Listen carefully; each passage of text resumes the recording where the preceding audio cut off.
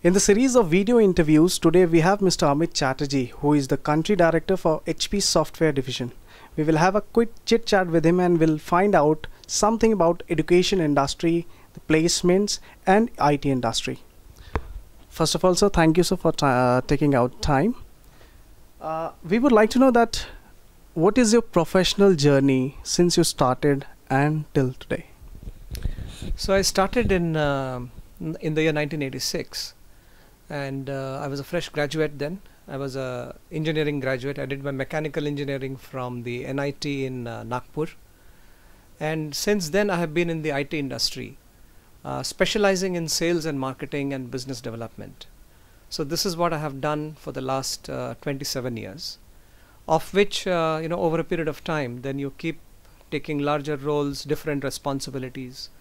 I've also had the opportunity of working in about 3 or 4 different organizations.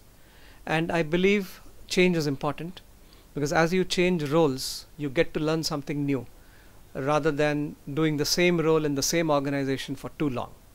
Right? So I'm not suggesting attrition, but then these multiple opportunities helped me to get more exposure and learn the job to do better. And so therefore the last 10 odd years I would say is the focus has been around sales management, how you drive a much larger market, drive your organization to succeed in a larger market. So broadly this has been my journey. I would say that today perhaps I would say that I should be seen as a sales leader, right? So my core forte is sales leadership. So I take a bunch of people, I work for an organization, I look at a market and then build strategies and tactics that help us to grow the business. So that's essentially been my journey. You started from HCL, if I'm not wrong. That's right, yes. Right. Yes. And HP is one of the company where I think it's second or third time you left the company and then joined back. So there is something in HP that attracted you to join back. So what is there any culture difference, or what kind of attraction or what difference you brought back you to HP? Yeah, thanks. I think that's a very important question. This is my second stint at HP, not third. And there is a level of attractiveness quotient with HP that brought me back here.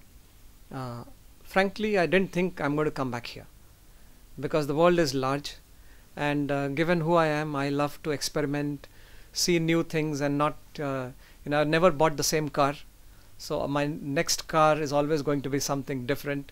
So likewise I thought when it came to an organization, I said that I've seen HP. I worked for 10 years in HP the last time, and then I moved on to the other organizations. But when I joined HP back about a year ago, I had a few options in front of me, HP being one of them. And then me and my wife and my family, we discussed what I should do. And the reason I came back here is because one of the main reasons is that the organization is extremely people friendly. And in my experience, I noticed that it is not always the money that matters or the title that matters. At the end of the day, any employee, irrespective of the level, would like to have a sense of achievement, a sense of belonging, a sense of comfort working in the organization. A culture where there is no politics, a culture where there is fairness, people are dealt with a level of fairness.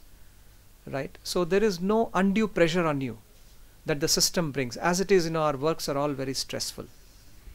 So that stress of the work should not be compounded with an organization which is complex, which is political, blah blah blah. So in HP, that is one of the core tenets of the organization. Now coming back to find out that every year lakhs of students, whether management or engineering students, passed out, but industry experts say that they are not employable. So let's find out with Mr. Ahmed what he has to say. Sir, industry experts say that talent is coming, but that's not employable. So what is your views on the graduates who are coming out from B schools and colleges? See, you have noticed in the past decade, there has been a mushrooming of education institutions. So there is a lot of quantity, right? So today there is no dearth of engineers. Right? When any of these big Indian software companies goes to a campus, they recruit in bulk, right? So that kind of a mass, quantum is available in the market. The challenge is on the quality side. So whoever I have spoken to, my peers in the industry, when we talk about talent, when we talk about recruitment, the irony is that while there is so much talent available from fresh colleges, there is also a huge pressure for hiring. When we hire, it is not an easy task. We need specific skill sets, and it is very hard to find. So you may find that ironical that while we have so much of talent pool available from fresh educational colleges, why is it we don't find the right talent?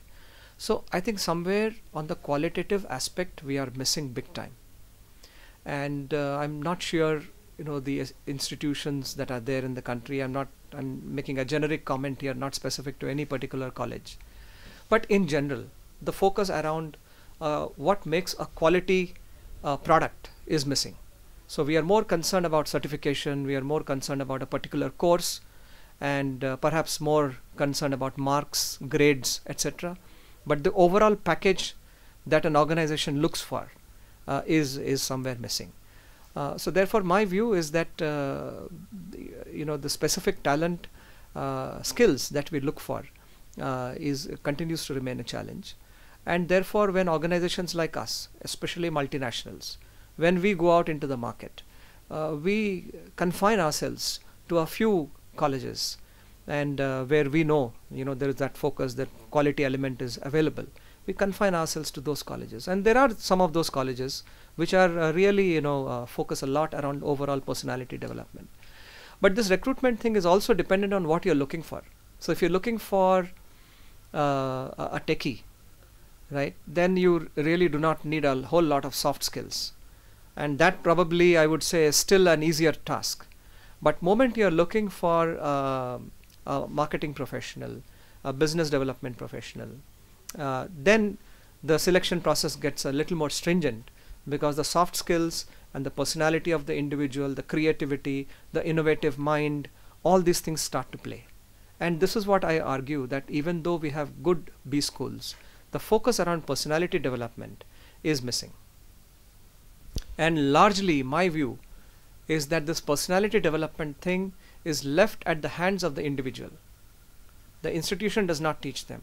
So it's left entirely at the individual. He is put into an organization, and then depending on how much he is able to absorb and learn, he goes forward. So the soft skill development is one big issue to my mind. So my next question is, as you say that there is a huge pool of students coming every year, but there is a lack of talent. So from where you fill that talent gap in HP India?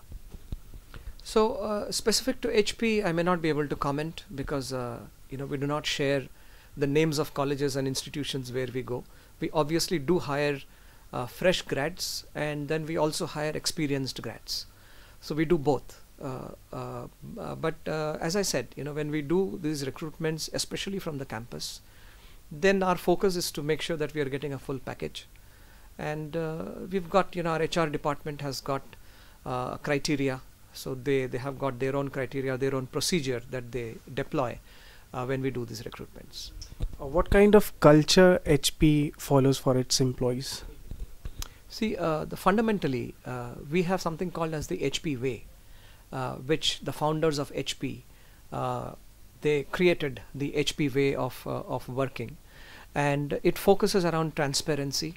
It focuses around fostering innovation, fostering creativity. We have a concept of an open door policy that's part of our HP way. As you may have noticed when you walked into our office, that we do not have cabins, right? And that is true for any officer in HP at any level. And that what it connotes is an openness. So while there is a hierarchy in the organization, nothing stops a fresh graduate from walking up to the managing director's cabin, asking for an appointment and sharing a point of view or asking a clarifying question. So I think that is uppermost in terms of the culture, and I believe such an organization makes a throbbing organization, where you're cutting across layers and you are enhancing more collaboration. Are you planning to launch any products in the coming future? See, we are a very large company, so at any point in time we are always launching something new.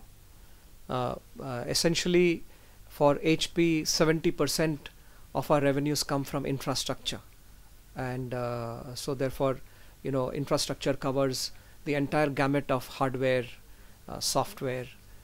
We are a very large printing and personal systems company, so we've got devices across the entire spectrum of IT and IT infrastructure.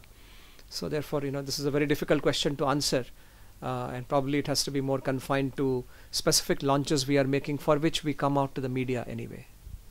HP is also into education industry by the name HP Educational Services. Could you please throw some light on this? See, the focus of HP Education is to make sure that our users are trained well enough to use our products.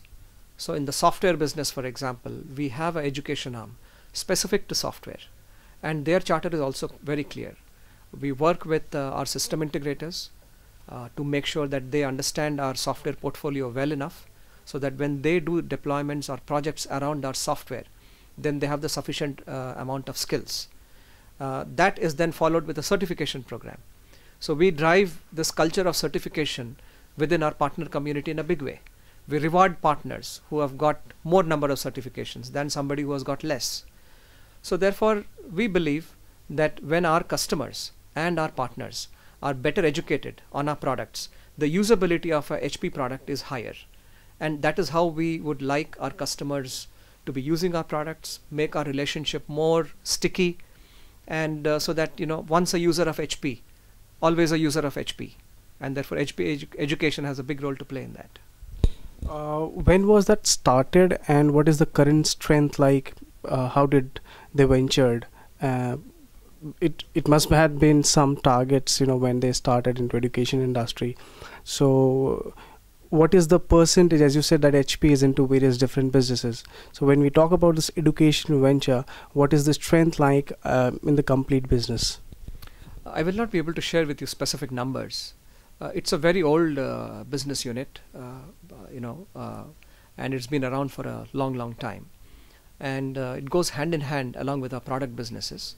It is a separate business unit in itself, separate P&L. So the people in the HP education business drive their own business like a separate LOB. So they have got revenue targets that they chase just like any other line of business within HP. What is the role of India in IT industry coming future, according to you? You mean in the global IT industry? See, India has made a mark. If you look at India in the global sphere, primarily India is known for its IT talent, for its software talent, right? And that is a huge asset, and that's a huge responsibility for all of us who are part of this industry. And over the past few decades, we are going up the value chain, right? So fundamentally, we started off by body shopping when we started, in the 70s, and today, if you see, some of our big players here in the country are competing head to head with any of the large global conglomerates, whether it is with respect to IT service delivery or whether it is with respect to IT consulting. So gradually the industry is maturing, and we are going up the food chain, we are going up the value chain. And therefore, to the question that what India has to offer, India already is offering in a significant way.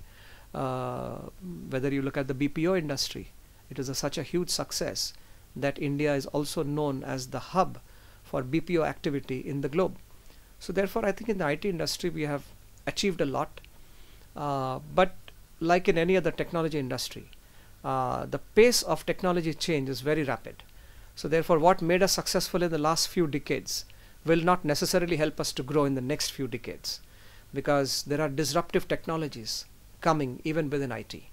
So I'm sure we are all, as an industry in our various organizations, are working towards that. We are all aware of the trends of the future, like cloud is a trend, mobility is another trend, social media is another trend. So companies like HP are watching that, and we are maneuvering our future offerings, our strategies, our go-to-market plans according to these trends, right? So innovation is a very key ingredient of our industry, and Indians have always been at the cutting edge of innovation of intellectual caliber.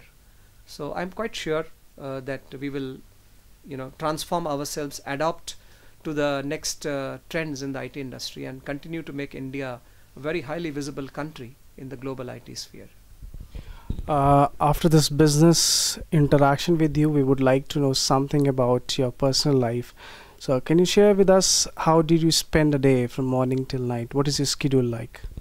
It's a crazy schedule, and a lot of my team members tell me that I need to slow down. But it's like any other IT professional in the industry today. It is we all lead pretty tight lives. So specifically in my case, not sure how many hours I work, but probably I'm working early morning till late night, and weekdays are always very packed, and make sure that on the weekends I balance my time by spending time with family. But like I said, it's pretty much work, work and work. What is a favorite destination for holidays with your family? Okay, so I am a big lover of hills. So therefore here in Delhi, I'm very enchanted to go up the Himalayas, and that is what I do when I get time. So for me, I'm not so much a fan of going to Europe or Switzerland, Alps and things like that. I love my country, and most of my vacations that I plan are actually in country. Any role model of yours? There are many. Specifically, it'll be hard for me to name a few. I would say Mr. Narayan Murthy probably stands out as one of the most able leaders. I like leaders who are very, I would say, transparent, very down to earth, very grounded, and who have a very powerful vision, and who have the capability to motivate and inspire people. That when I see such people inspire me. So Mr. Murthy is one such leader, but there are many others. Thank you, sir, for taking out time from your busy schedule, and I hope our readers and viewers both will enjoy this interview session and will give the feedback. Thank you once again, sir, for giving us time, and we wish you all the best for your future. Thank you so much for this opportunity. Thanks.